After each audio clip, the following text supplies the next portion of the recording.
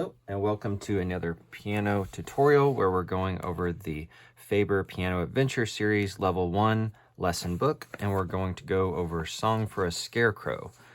I'm going to play the song and then we'll break it down. Please be sure to like and subscribe to help support the channel.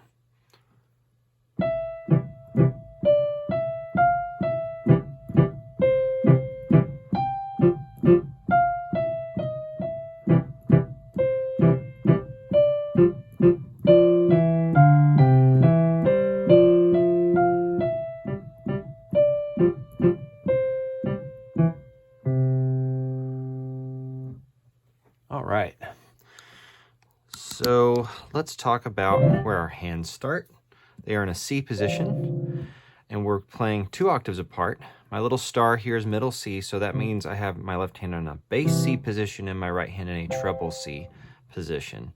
There's a lot of C chords or 1 chords that you should have just learned about that we're playing in our left hand, but also some in the right hand. If you look at measure 11, we're playing broken contrary motion C chords in both hands, like that. So that means we're playing the same finger numbers, skipping, but we're not playing the same notes. So I'm playing C and a G at the same time. If we were playing in parallel, they would go like this together. Different finger numbers, but same letters. Okay, let's start at the beginning. We have our piece in 3/4, and we play an E in the right hand, while our left hand plays short 1 chords.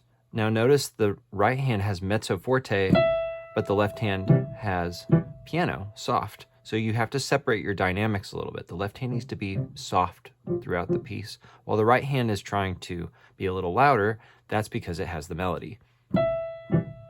Step down, step up, step down. The right hand is long and legato, while the left hand is staccato. Skip down, 1 chord, 1 chord, all the way up to my G, and I'm gonna kind of pinch my left hand, second and first finger. I don't actually push them together, but it feels like kind of like a pinching sort of feeling using those 2 fingers. Playing F and G. Step down, step down. Now we have a sharp on measure 6, D sharp, and then back to our E. We're on measure 9. Now, this part I like to teach as same fingers. We're playing the same fingers in each hand. They're playing out and in, and we start by with our second finger stepping out to measure 11. Now we're on our pinkies, and then we skip inward like that, E and then G and C. Now we're on measure 12. We're back on our second fingers. Hold your left, or actually you have to let go. You let go of the left hand while the right hand continues playing. For a beginner, and when you first learn this piece, you might hold it down, but if we're following to the letter, music to the letter, then it's play together and then step, step. Step down to your E while the left hand plays G, G, D in the right hand. Here's those 2 notes again, and then your C, and we play our broken C chord to end.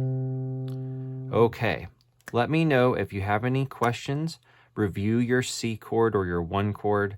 Warm up with it. Get really comfortable with the feel of it, the position of it, even the sound of it, and how you read it and identify in your music, and you'll be in good shape from here on out. Have fun.